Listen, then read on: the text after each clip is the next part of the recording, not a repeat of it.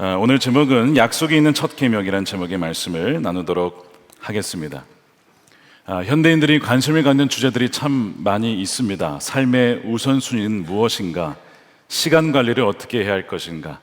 생명 존중에 대해서, 재정에 대해서, 성에 대해서, 언어에 대해서, 그 다음에 욕망에 대해서, 이런 주제들은 우리가 좀 관심을 갖는 주제들인데 놀랍게도 성경에는 이미 그 주제를 아주 상세히 다루고 있습니다. 그 주제를 다루고 있는 말씀이 바로 십계명입니다. 나 외에 다른 신을 섬기지 말아라. 우선순위에 대한 말씀이고, 안식일을 지켜라. 우리의 삶의 시간을 멈추어 주님 앞에 드리는 이런 말씀들이 쭉 나오죠. 그래서 이 십계명의 첫째 계명부터 넷째 계명은 하나님을 어떻게 사랑해야 하는지, 다섯째부터 열째는 우리 이웃을 어떻게 사랑해야 되는지, 곧 십계명은 전부 사랑에 대한 말씀입니다. 그래서 예수님은 이 성경 전체를 딱 두 구절로 요약을 하셨죠. 하나님을 온 마음과 뜻과 정성과 목숨을 다해 사랑하고 내 이웃을 내 몸과 같이 사랑하라. 이것이 모든 율법의 전부라고 말씀을 하십니다. 그러면서 이제 이웃에 대한 말씀, 이 십계명 중에 다섯 번째이지만 사실상 이웃에 대한 말씀 중엔 첫 번째입니다. 심지어 살인하지 말라보다 먼저 있는 것이 바로 부모를 공경하라입니다. 여러분들은 부모님을 공경하고 계십니까? 아마 그러시리라 믿습니다만 그렇지 않은 분들도 아마 있으실 겁니다. 지난달에 종영한 드라마죠. 복싹 속았수다. 저는 왜 자꾸 뭐가 속았나 이런 생각을 했는데 봤더니 속은 게 아니고 참 수고 많았다라는 표현인데, 부모님께 드리는 표현입니다. 사랑과 존경과 감사를 담아 복싹 속았수다. 수고 많으셨습니다. 이런 표현이죠. 주인공 오애순과의 관식, 그 아버지, 참 사랑스러운 부부인데 자녀를 위해서 모든 것을 내어놓는 부모입니다. 이 오애순은 제주도에서 해녀의 가난한 딸로 태어났습니다. 똑똑해서 공부를 잘했어요. 그리고 문학 소녀가 될 꿈을 갖고 대학교에 진학하고 싶었으나 이른 나이에 아이를 갖게 됩니다. 그래서 이제 어머니가 되다 보니 그 모든 자신의 꿈을 접고 이 세 아이, 금명, 은명, 동명이를 키우는 엄마로서, 관식의 아내로서 그렇게 살아가게 됩니다. 나중에 이제 이 첫째 금명이가 명문대에 들어가고 나중에 일본 유학을 가고자 하는데 돈이 없는 겁니다.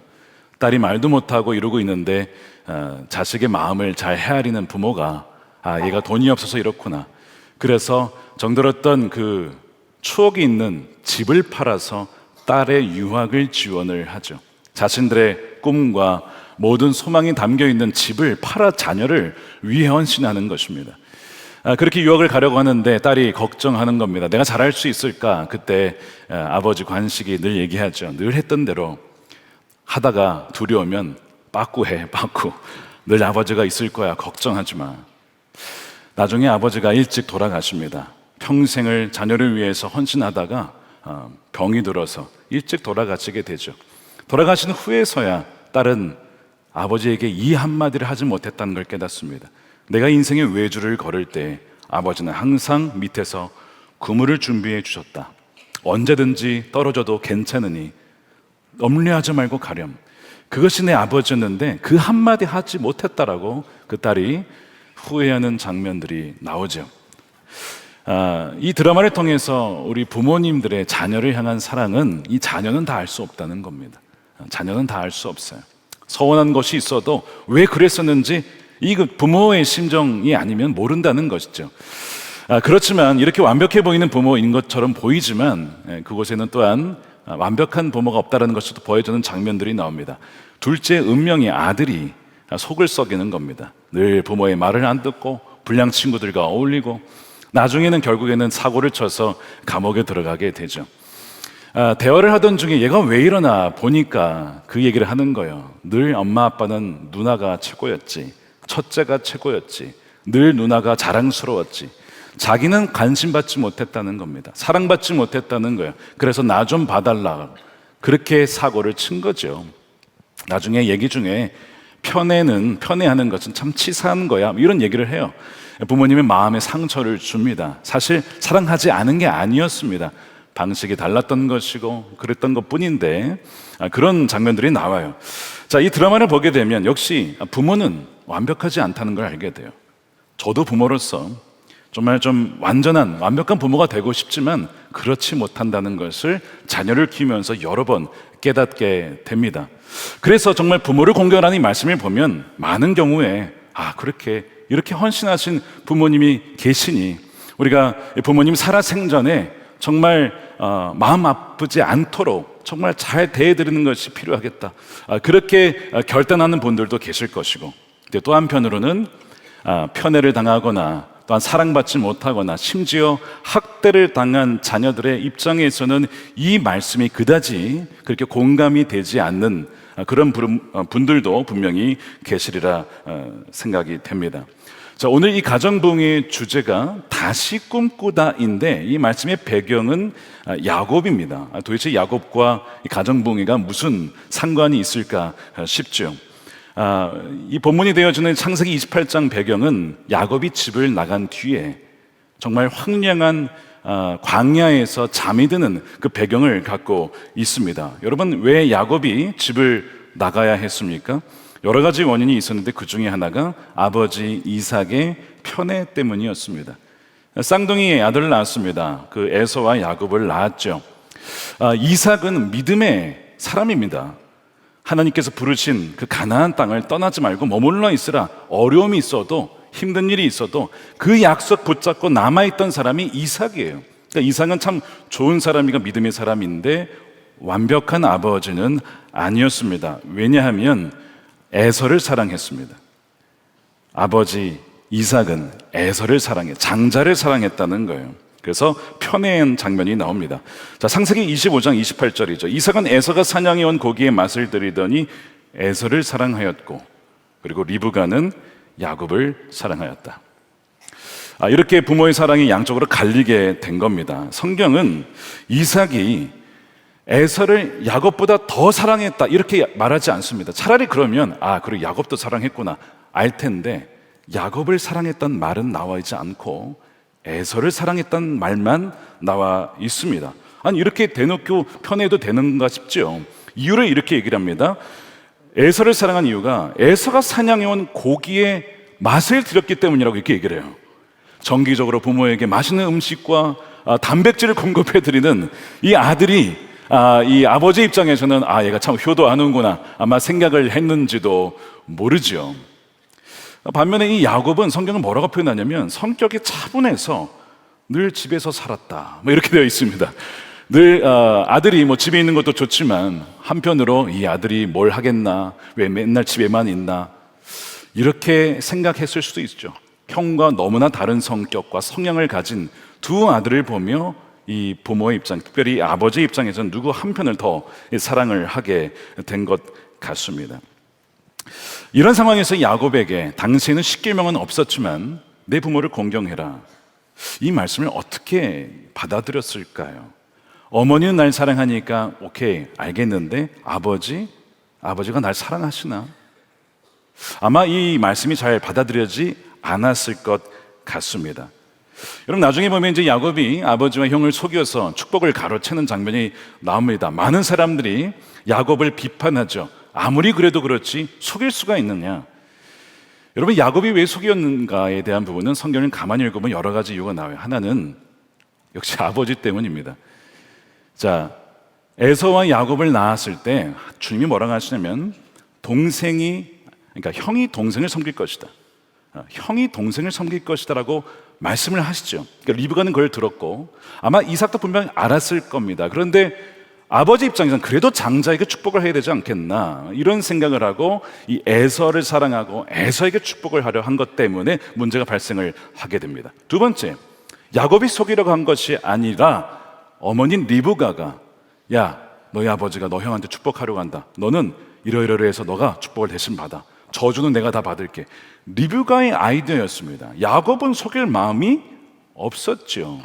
그래서 어머니의 말씀대로 이렇게 하게 되는 거예요. 세 번째가 이유가 있다면 성경에는 나와 있진 않지만 우리가 유추해 볼 수 있는 이유가 하나 나옵니다. 자, 아까 말씀드린 것처럼 이삭은 누굴 사랑했다고요? 에서를 사랑했습니다. 늘 에서를 인정하고 칭찬해주고 그를 축복해주고 사랑해주고. 야곱이 그걸 봤을까요? 봤을 겁니다. 서운하죠. 서운합니다. 근데 그 서운한 마음에 어떤 마음이 또 있을까요? 나도 형처럼 아버지에게 인정받고 사랑받고 하나님의 그 축복 나도 받고 싶어 라는 마음이 왜 없었겠습니까? 그러니까 이런 상황 속에서 비록 어머니의 아이디어이긴 했지만 나도 그런 사랑을 받고 싶다, 하나님의 축복을 받고 싶다라는 그런 마음이 있었기에 오케이, 그렇게 하겠습니다. 순종을 한 것이죠. 자, 그렇게 해서 속여서 축복을 받았습니다. 하나님의 섭리 가운데 이루어진 일입니다. 정말 말씀대로 이루어지긴 한 것인데 속인 것 때문에 아버지와 또한 형과 관계가 틀어지죠. 특별히 에서와의 관계는 완전히 끊어지게 됩니다. 완전히 죽이려고 하니까 어쩔 수 없이 이 야곱은 800km 정도 떨어져 있는 외삼촌이 있는 하란 땅을 향하여 가게 되는 거예요. 그 간 중간에 한 광야에서 루스라고 하는 곳에서 잠을 청하게 됩니다. 이 루스라고 하는 곳의 이름은 이런 의미가 있습니다. 분리됨, 영어로는 separation, 갈라진, 깨어진, 황폐한, 뭐 이런 의미죠. 그러니까 정말 어떻게 하필 또 그 자는 곳에 그런 지명이에요. 거기에서 그가 잠이 들게 되는 것이죠. 여러분, 이 야곱의 심정을 한번 상상해 보십시오.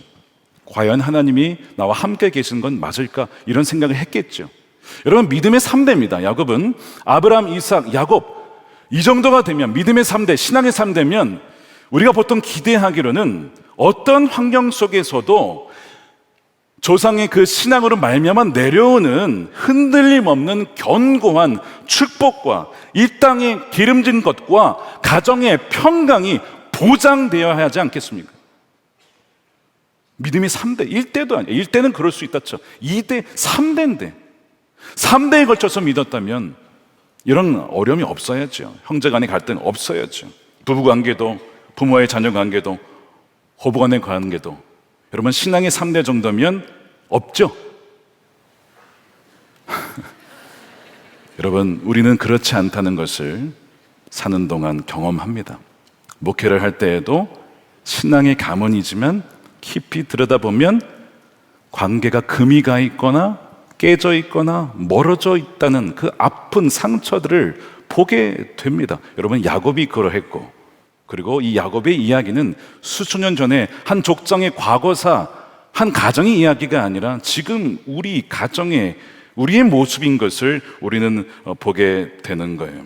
그래서 크고 작은 상처와 갈등, 채워지지 않은 그 기대로 인하여 실망하는 그런 삶을 살아가게 된다는 거죠.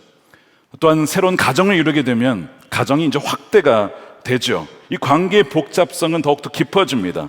사랑하는 배우자의 부모님, 처가댁이나 시부모님을 사랑하고 또한 사랑받는 이 사랑의 관계가 확장이 됩니다. 이 놀라운 복이에요. 그러나 한편으로는 오랜 인내와 더 깊은 이해심이 있어야만 하는 새로운 도전의 영역이기도 합니다. 특별히 한국 사회의 정서 속에 시월드라고 하는, 시월드, 미국에 있는 그 아쿠아리움 시월드 아니고 시부모님이라고 하는 그 세상에 들어간다는 것은 며느리에게 있어서는 쉽지 않은 일이기도 하죠. 또한 이 사회 입장에서도 처가 식구들 관계 속에 이거 아들도 아니고 그렇다고 남도 아닌 어정쩡한 관계로 남아있는 그런 사위들이 여러분 한둘이 분명 아니실 겁니다. 자, 이런 현실 속에 내 부모를 공경하라, 부모에게 순종하라, 이 말씀을 우리가 어떻게 순종할 수 있을까? 너무나 무겁고 정말 이 말씀대로 살기에는 너무나 버거운 것처럼 느껴지곤 합니다. 자, 야곱의 여정은 처절했습니다. 사랑하는 가족을 속이고 분노를 피해, 형의 분노를 피해 도망가는 신세. 그의 마음은 후회와 알 수 없는 미래에 대한 두려움, 불확실성으로 굉장히 힘들었을 겁니다. 사무치는 고독으로 인해 가득 차 있었을 것입니다. 자, 그렇게 지쳐 있을 때 그가 잠이 들어요. 찬송가 가사에 나오는 것처럼 돌을 베개 삼아 잠에 들죠. 그때 하나님께서 꿈을 통해 그에게 찾아오십니다. 꿈속에서 하나님을 만나게 되는데, 하늘에서부터 우리가 이제 사닥다리라고 하지만 정확한 표현은 계단이 내려옵니다. 계단이 내려와요. 계단이 쫙 내려가 있고 그 위에 천사들이 오르락내리락 하나님의 뜻에 따라 일을 하고 있는 하나님의 사자들의 모습이 보입니다. 그리고 그 층계 위에서 하늘의 소리가 들려오게 되는 거예요. 야곱에게 이렇게 말씀을 하십니다. 창세기 28장 13절입니다. 주님께서 그 층계, 계단 그 위에서 말씀하셨다. 나는 주 너의 할아버지 아브라함을 보살펴준 하나님이요 너의 아버지 이삭을 보살펴준 하나님이다. 무슨 얘기입니까? 내가 너희 아브라함을 내가 지었고 길렀다. 너의 아버지 이삭도 내가 만들었고 내가 길렀고 보살폈다. 무슨 얘기입니까? 하나님이 진정한 아버지라고 하는 것을 보여주는 것입니다. 너가 지금 누워있는 이 땅을 내가 너와 너의 자손에게 줄 거야 라고 하는 놀라운 약속을 하십니다. 이 꿈이, 이 장면이 펼쳐지는데 우리가 주제가 다시 꿈꾸다잖아요. 여러분, 꿈의 주체가 우리가 아닙니다. 우리가 어떤 가정의 회복을 꿈꾸는 건 물론 맞지만, 그러나 그 꿈을 꾸게 하고 이루시는 분은 누구시냐? 오늘 말씀에 하나님이 하신다는 것입니다.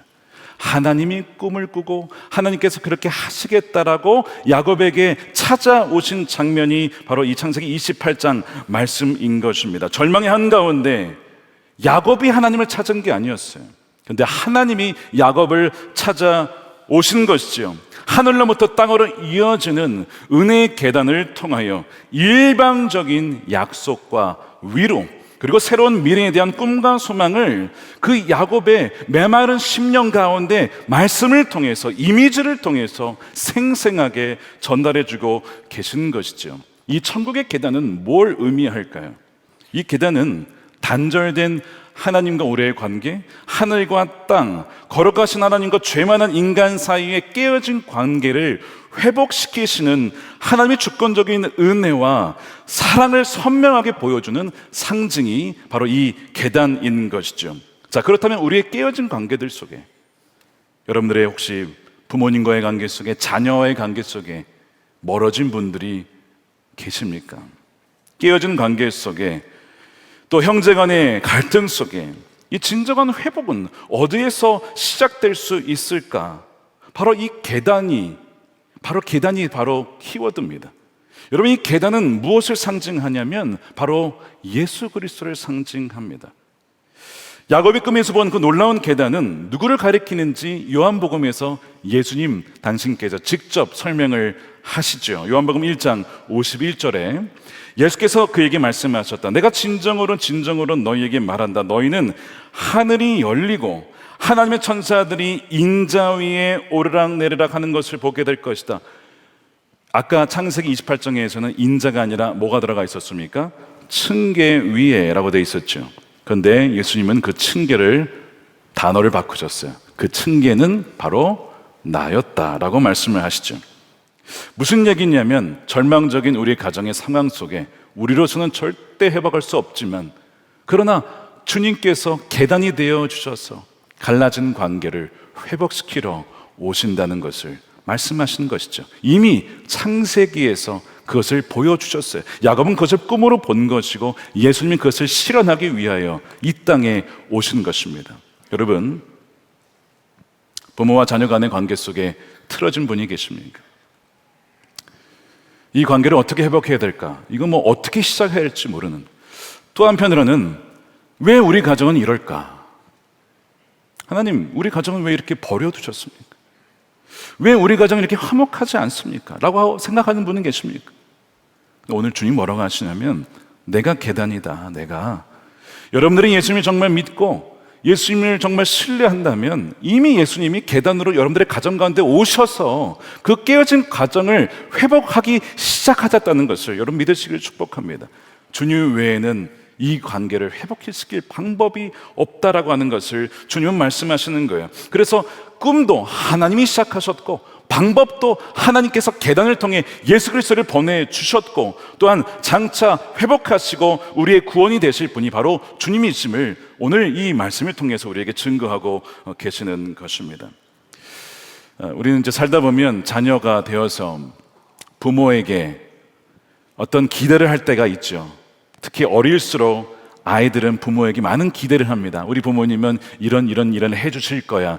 물론 많은 사랑을 베풀어 주시고 우리를 키워주셨지만, 그러나 때로는 그렇지 못하다는 것을 경험합니다. 부모님이 다 해줄 수 있는 것도 아니고, 또한 부모님도 완전하진 않구나. 그런 과도한 기대가 꺾이고 실망이 찾아왔을 때, 근데 주님 뭐라 하시냐면, 내가 참된 너의 부모다, 아버지다. 너의 그 사랑을, 무조건적인 그 사랑을 채워줄 수 있는 자는 나 외엔 없다는 것을 주님 말씀하시는 거예요. 우리가 예수님의 그 사랑, 나를 위해 죽으시고 모든 것을 내주신 그 사랑을 경험할 때에만 오늘 뭐라고 하냐면, 우리가 진정 부모님을 공경할 수 있다라고 말씀을 하고 있는 거예요. 오늘 이 말씀에 계속해서 보면 이 야곱이 나에게는 하나님이 안 계신 것 같아 라고 생각할 때 주님이 나타나셨어요.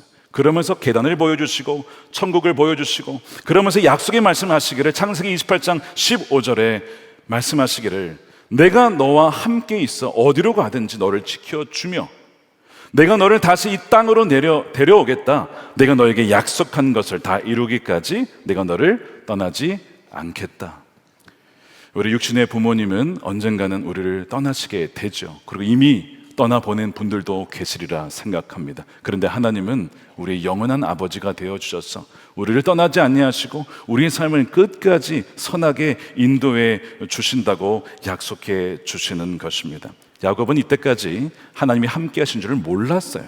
그런데 그가 이제서야 고백을 하죠. 28장 16절입니다. 야곱은 잠에서 깨어 생각하기를, 주님께서 이곳에 분명히 계시는데 내가 미처 그것을 몰랐구나. 주님이 분명히 계시는데 몰랐다. 이 말씀을 여러분들의 가정의 상황에 한번 비춰보시기 바랍니다. 이런 상황인데도 주님이 계시는 것일까?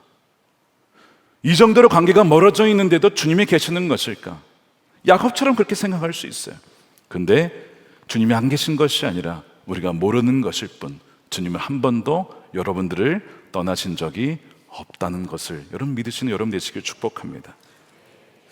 그래서 이 야곱이 이 하나님의 꿈을 보고 나서 이름을 바꾸죠. 루스라고 하는 분리라고 하는 이 지명의 이름을 베델이다, 하나님의 집이다, 하나님의 가정이다 라고 이름을 바꿔 부릅니다. 굉장히 믿음의 표현이에요. 어떤 일을 겪고 나서 어려움이 있을 때, 상처가 있을 때 거기에 머무는 것이 아니라 믿음으로 선포하고 그 부정적인 사건을 믿음의 언어로 바꾸는 것은 굉장히 중요한 거예요. 그래서 베델이라고 바꾸면서 나는 하나님의 집, 바로 그 안에 사는 자녀야, 그렇게 선포를 해요. 실제로 그 다음에 이제 그 배우자를 만나서 가정을 이루고, 나중에 여러분 야곱의 이름이 이스라엘로 바뀝니다. 민족의 이름을 바뀌죠. 하나님께서는 야곱을 통하여 가정을 세울 뿐만 아니라 민족을 세우시고, 이제는 예수 그리스도를 통하여 새로운 이스라엘인 교회와 하나님의 백성들을 세우는 자로 그 야곱을 택하셨다는 것입니다. 그러므로 여러분, 가정에서 부정적인 일들과 사건을 경험했을 때 야곱처럼 하나님의 은혜로 말미암아 믿음으로 선포하십시오. 우리 집은 망한 집안 아니고 갈라진 집안 아니고 하나님의 집, 베델이야. 하나님의 은혜를 부어주시니 그 루스가 변하여 베델이 될 거야 라고 선포하는 여러분들 되시길 축복합니다. 그럴 때에 그 믿음대로 될 것입니다. 지난 주간에 젊은이 교회에 부모님을 위한 특별 새벽 기도회가 있었어요. 부모님의 사랑에 감사하여 드리는 우리 친구들도 있었지만, 부모님과의 관계가 좋지 않은 청년들도 있고, 부모님이 아직 예수를 믿지 않는 부모님도 참 많이 있습니다. 그 청년들이 나와서 새벽에 특별 새벽 기도를 하게 되는 거예요. 그 중에 한 자매가 이런 고백을 한 것을 듣게 되었습니다. 초등학교 때부터 아버지와 함께 살지 못한 거예요. 아마 아버지가 가정을 떠나셨든지 그렇게 해서 이렇게 떨어져 살게 되니까 이 딸은 자라면서 아버지가 필요할 때 그 아버지가 늘 안 계셨기 때문에 늘 그 아버지의 서운한 마음과 미운 마음과 아마 그런 마음을 가지고 살았던 것 같아요. 그러던 중에 지난해에 아버지가 큰 사고를 당했다는 소식을 듣게 됩니다. 병원에 갔더니 중환자실에 아버지가 누워 있는데 이 안면에 이 목과 큰 사고를 당해서 이 목을 절개하고 수술을 하는 바람에 아버지가 말을 못 하시는 거예요. 기가 막혀서 아무리 그 떠난 아버지라고 하지만 아버지가 그 심한 사고를 당하고 이러고 계시니 마음이 좀 짠했을 것 같습니다. 그때 이제 아버지가 말을 못 하니까 딸을 보자 손으로 쪽지에 뭐를 적더랍니다. 그러니까 나에게 뭐 부탁하실 게 있나 보다. 음식을 갖다 달라 뭐 이런 부탁을 하나 보다 하고 쪽지를 봤는데 거긴 이렇게 쓰여 있었습니다. 딸아, 밥 먹었니? 라는 의외의 쪽지가 적혀 있는 거예요. 아버지에 대해서 전혀 기대하지 않았던 그 딸이 그 쪽지 속에, 그 짧은 말 속에 그 아버지가 나를 사랑하지 않은 게 아니었다는 것을 알게 된 것이죠. 그러면서 이렇게 고백합니다. 겉으로 보기에 참 눈물로 보낸 나날이었지만 이 시간을 통해 아버지를 이해하게 되었습니다. 그리고 아버지를 위해 진짜 기도하게 되었습니다. 그러면서 나중에 이제 아버님이 회복을 하고 퇴원을 하면서 이 딸과의 관계도 조금씩 회복이 되니까 또 그래서 그랬는지 이렇게 말씀을 하시더랍니다. 하나님은 정말 살아계시는구나. 그는 선하신 분이시구나. 아버님의 입술에서 그런 고백을 하셨다는 것입니다. 여러분, 깨어진 관계를 회복할 힘은 우리에게 없지만 하나님이 우리에게 누구를 보내줬습니까? 우리의 생명의 계단 대신 예수 그리스도를 보내주셨습니다. 누구든지 그분을 믿을 때에 깨어진 관계가 회복이 되어지고 용서를 하게 되어지고 이해를 하게 되어지는 그런 베델, 하나님의 집이 세워지는 여러분들의 가정이 될 줄로 믿습니다. 그렇다면 이 야곱의 절망적인 광야에서 먼저 찾아와 주시고 하나님의 선행하는 은총은 우리의 삶에 대해서 또한 우리 부모님을 공경하는 것에 대해서 어떠한 빛을 비춰줄까요? 오늘 에베소 6장에 보게 되면 부모에게 순종하라라고 했을 때 그냥 하지 않고 이렇게 말씀합니다. 자, 1절 말씀에 자녀된 여러분 주 안에서 여러분의 부모에게 순종하십시오. 이것이 옳은 일입니다. 이것이 마땅한 일이고 이것이 하나님께서 창조하신 질서입니다. 이렇게 말씀을 하시는 거예요. 그런데 주 안에서 순종하라라고 말씀했어요. 어떤 의미일까요? 여기는 여러 가지 의미가 있는데 가장 중요한 의미는 우리의 순종은 야곱에게 먼저 찾아오신 그를 붙드셨던 그 주님과의 살아있는 관계의 뿌리를 두여함을 의미하면서 부모님께 진심으로 순종하는 것은 우리의 능력이 아니라 주님의 능력과 그분이 부어주시는 은혜로 온전히 가능하다는 것을 주 안에서 순종하라라고 말씀하신 겁니다. 우리는 주님의 은혜로 말미암아 우리를 찾아와 주시고 우리를 건져주신 그 사랑으로 말미암아 부모님께 온전히 순종할 수가 있는 것이고, 또한 이 의미는 주 안에서 순종하라는 것은 만일 부모님이 하나님 말씀에 어긋나는 말씀을 하시면 먼저 우리가 순종해야 될 대상은 하나님이라는 것을 말씀하는 거예요. 그래서 어긋난 얘기를 하시면 우리는 말씀에 주님께 순종해야 될 의무가 있다. 그걸 말하면서 그 어떤 한계를 또한 짚고 있습니다. 2절에 보면 내 아버지와 어머니를 공경하라고 되어 있죠. 여러분, 공경이라는 단어가 굉장히 중요한 단어예요. 이것은 부모를 향한 우리의 태도를 말합니다. 공경이라는 단어에는 추산해봐라, 계산해봐라 이런 의미가 담겨 있어요. 너가 어디에서 왔는지를 한번 추산해봐, 헤아려봐. 여러분, 우리가 어디에서 왔죠? 우리 주님으로부터 왔습니다. 그렇지만 우리 육신은 아버지와 어머니로부터 DNA를 각각 반씩 받았어요. 하나님께서 우리를 지으실 때 택하신 축복과 생명의 통로로 부모님을 택하신 거예요. 그렇기 때문에 부모님을 공경하라는 것은 부모님이 완벽하든 그렇지 않든 연약하든 상관이 없이 하나님이 우리를 지으실 때 통로로 삼으신 그 부모라고 하는 자리, 포지션 때문만이라도 공경해야 한다라고 하는 의미가 바로 이 말씀에 담겨 있는 것입니다. 그리하여 부모님을 공경하는 것은, 이 단어는 또한 다른 곳에서는 하나님께 쓰이기도 합니다. 하나님을 경외하라 할 때 종종 이 단어가 쓰이기도 합니다. 그만큼 부모님을 공경하는 것은 곧 하나님을 경외하고 사랑하는 것과 같다라고 여겨주신다라고 하는 것이죠. 그러면서 오늘 말씀의 이제 핵심입니다. 2절에 보면 내 부모를 공경하라 하신 계명은 약속이 딸려있는 첫째 계명입니다라고 말씀하죠. 약속이 딸려있는 계명이라는 거, 이게 무슨 의미냐? 여러분 10계명을 보시면, 여러분 성경책 펴시면 맨 뒤에 10계명이 있습니다. 그런데 다른 데에는 약속이 하나도 안 붙어 있는데 오직 부모를 공경하라 해놓고서 그 뒤에 약속이 붙어 있는 것을 발견하게 되실 거예요. 그 약속이 뭐가 붙어 있느냐? 신명기 5장 16절입니다. 자, 이 말씀 중요하니까 우리 한번 읽어보겠습니다. 시작. 너의 부모를 공경하여라. 주 너의 하나님이 명하신 것이다. 그래야 너희는 주 너희의 하나님이 너희에게 준 땅에서 오래 살면서 복을 누린다. 아멘입니까? 다른 거는 뭐 살인하지 말라, 거짓말하지 말라 이로 끝났는데, 이거는 부모를 공경하라. 그리하면 너희가 장수할 것이고 너희에게 복이 있을 것이라고 약속이 딱 붙어 있는 거예요. 그래서 약속이 있는 계명이라고 말씀하고 있는 것이죠. 여러분, 부모님을 공경하는 것은 단지 이것 때문에 공경하는 것은 아니지만 하나님께서 그리하면 너에게 이 복이 있을 거야. 이 복은 이 땅에서 건강하고 형통하고 영적인 복을 누릴 뿐만 아니라 삶의 전반적인 영역 속에서 하나님께서 부어주시는 평강을 의미합니다. 여러분, 이 복이 부모를 공경함으로 또한 하나님을 경외함으로 여러분들의 삶에서 누려지는 여러분들의 가정이 되시기를 축복합니다. 이 야곱이요, 하란에서 돌아와서 하나님의 은혜로 형과 화해하죠. 형이 용서를 해줍니다. 그리고 아버지 이삭을 뵙게 돼요. 오랜만에 뵙게 됩니다. 어머니는 중간에 돌아가셨어요. 여러분, 우리가 부모님을 사랑하고 건강할 수 있는 시간은 항상 있는 건 아닙니다. 때가 되면 부모님은 돌아가시기에 늦기 전에 우리가 공경하고 사랑해야 될 이유가 바로 여기에 또한 있습니다. 어쨌든 어머니가 계시지 않는 상황에서 아버지를 뵙고 나중에 이제 아버지 이삭이 나이가 드셔서 주님 품에 돌아가시게 됩니다. 그때 우리가 이제 성경을 읽다면 그것은 잘 지나가기 마련인데 이렇게 되어 있습니다. 에서와 야곱이 아버지 이삭을 장사하였더라. 나 아버지 나 안 사랑했으니까, 형만 편애했으니까 나 장사 안 해.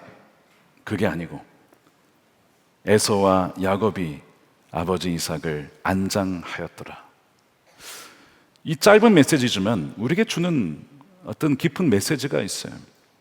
주 안에서 하나님의 은혜 가운데 우리 부모님을 공경할 때 어떤 약속이 주었습니까? 복이 있을 것이다. 말씀드린 것처럼 야곱을 통하여 민족이 세워지고 하나님 나라가 세워지고 예수 그리스도가 오고 계속해서 하나님의 백성들이 세워지는 은혜가 부어졌던 것처럼 여러분들이 하나님 경외함으로 우리 부모님을 존경하고 또한 공경하며 순종할 때에 이 약속이 그대로 이루어지게 되는 은혜를 누리시기를 축복합니다. 말씀드린 것처럼 모든 가정이 다 평강한 건 아닙니다. 몇 년 전이었습니다. 기독교 방송에 이 가정에 대한 간증을 하신 서경준 집사님이라는 분 이야기가 나온 적이 있습니다. 집안이 참 가난했고 가정폭력 때문에 참 어려운 집안이었습니다. 아버지가 늘 어머니를 폭행했고 또한 자신도 때리셨는데 심지어 성인이 됐는데도 쇠파이프로 머리를 막 때려가지고 피를 흘리며 그렇게 폭력적인 아버지. 중학교 때 자살하고 싶어서 유서를 남길 정도로 그렇게 심각한 이 가정에서 자랐습니다. 그렇게 절망적인 삶이었지만 하나님께서 이 집사님을 사랑하셔서 지인을 통하여서 전도를 하게 하고 교회에 오게 하셨어요. 근데 마침 교회에 왔을 때의 메시지가 이거였습니다. 강단에서 선포된 메시지는 하나님은 너를 한 번도 버린 적도 떠난 적도 없었다. 너무나 기가 막히죠. 자신의 삶을 마치 꿰뚫어 보신 것처럼 그날 말씀이 이거였던 거예요. 그래서 주님을 영접하고 알게 됩니다. 새 사람이 되고 보니 얼마나 세상이 보는 눈이 달라지든지, 그렇게 집에 가는 것이 싫었고 어두웠는데 그날은 집에 갈 때 그렇게 밝아 보이더라는 거예요. 그리고 말씀과 기도를 통해서 주님을 알아가는 가운데 한 번도 그런 생각이 한 적이 없는데 아버지가 왜 그러셨는지를 주님께서 알게 하셨다는 거예요. 무슨 마음이었냐면 아버님이 1930년대 일제강점기에 태어나서 부모님을 섬기고 또한 자녀들을 또 키우려고 이 가정을 먹여 살리기 위해서 평생을 쉬는 법 없이 돈 버는 일에만 매달리다가 그렇게 고생하며 살아왔다는 거예요. 그 긴장감을 가지고 이 가족을 살리려고 하다 보니 그 짜증과 그 괴로움과 그 고단함 때문에 자녀들에게, 때로는 아내에게 그것이 쏟아져 나온 거거든요. 사실은 가정을 사랑해서 살리려고 했던 건데 그 표현이 잘못 전해진 것이죠. 그것이 깨달아지더래요. 그래서 아버지를 위해 기도해야겠다. 긍휼의 마음을 보달라고. 그렇게 기도를 하는데 하나님께서 응답해 주셔서 이 아버님이 이제 그 정신병원에서 치유받을 수 있도록 아버지가 자발적으로 병원에 들어가셨습니다. 치료를 받을 수 있는 그런 길을 열어주셨어요. 첫 번째 면회를 가고 두 번째 면회를 가는데 대화가 잘 되지 않았습니다. 근데 세 번째 면회 갔을 때 아버지가 굉장히 이제 조용한 가운데 대화가 가능했어요. 그때 이 아들이 물었답니다. 아버지, 왜 그렇게 어머니와 저희를 때리셨어요? 폭력적이셨어요. 그때 76세가 되신 이제 노년의 아버지가 그렇게 아들에게 묻더랍니다. 경준아, 아들아, 사랑 도대체 어떻게 하는 거냐? 라고 물으시더래요. 자기가 기도하는 가운데 받았던 것과 똑같은 거예요. 아버지는 한 번도 사랑이 무엇인지를 받아보지 못했고 경험하지 못해서 가족들에게도 어떻게 사랑하는지를 몰라서 그렇게 했던 것임을 그가 깨닫게 된 것이죠. 그래서 이 아드님이 아버지를 위해서 기도할 때 더 구체적으로 하나님의 사랑을 경험하는 것만이 아버지가 살 길이다. 그래서 기도를 하게 됐는데 놀랍게도 이 아버님이 나중에 이제 치료 이후에 물론 치매가 좀 있긴 하셨지만 변화가 되기 시작합니다. 주님을 알게 되어집니다.